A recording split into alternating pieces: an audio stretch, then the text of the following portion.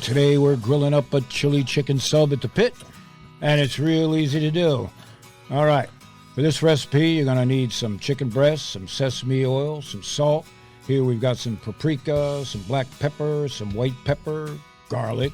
Got some eggs, nice tomatoes. Here we've got a cayenne pepper, right? And here we have an Anaheim pepper. Use your favorite peppers. And we've got some good bread and your favorite barbecue sauce. Now let's put this together. And I'm telling you, this is real easy to do. You got to check this out, right? Now, you can get the exact ingredients by heading on over to our phone apps. We've got an iPhone app, an Android app. You can download it and then print out from there. But let's get back to what we're doing here. So now we threw all the spices into the bowl. And here we're separating the yolk from the white, right? We don't need the yolk.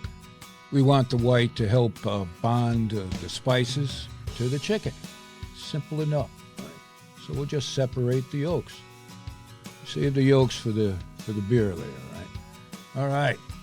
Now, we're going to take that cleaver and slice these chicken breasts in half. Make them real thin so they cook quick.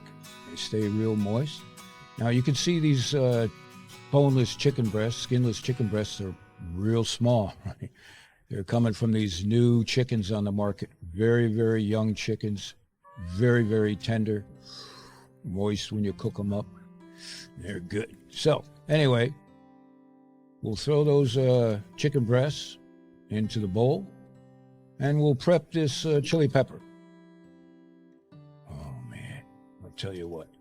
Remove the seeds. You don't really need the seeds, unless you insist on having the seeds. Some will say, well, there's all the heat. Yeah, there's some heat in the seeds. But we're mostly after the flavor here, right? Not necessarily make it fire. No, we don't want the fire. All right. The chili pepper has been chopped up, right?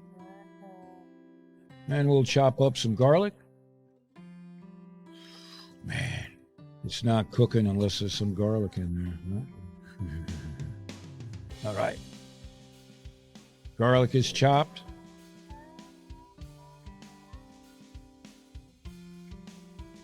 And we'll give it a good mix, right?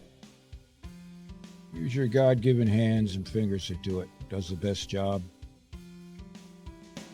Better than gloves. Now, we're going to take these Anaheim peppers, right? And we're just going to roast them a bit.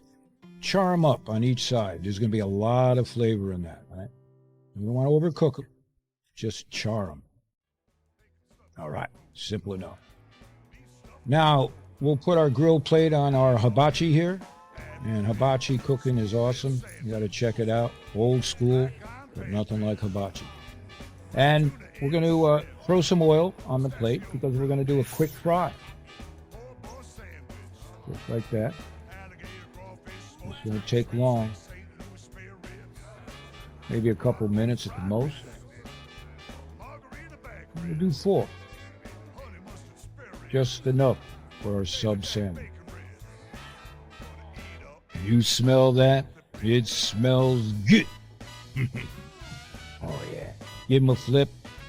Grill marks. Now there's no breading on this. No? So this is what they're going to look like. Pretty good, so no breading. Perfect for a sub.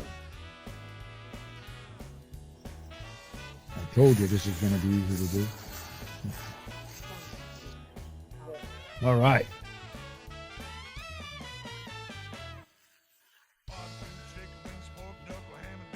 Time to take them off the grill.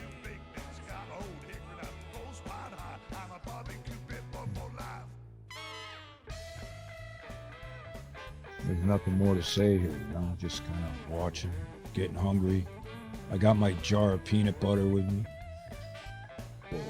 All right, so we'll prep those Anaheims here, right? Slice them, take some of the char off, but there's plenty of flavor still on there. Remove the seeds. You don't need the seeds. We're making a sub. Slice up your tomatoes. And throw on some paprika. maybe a nice smoky paprika.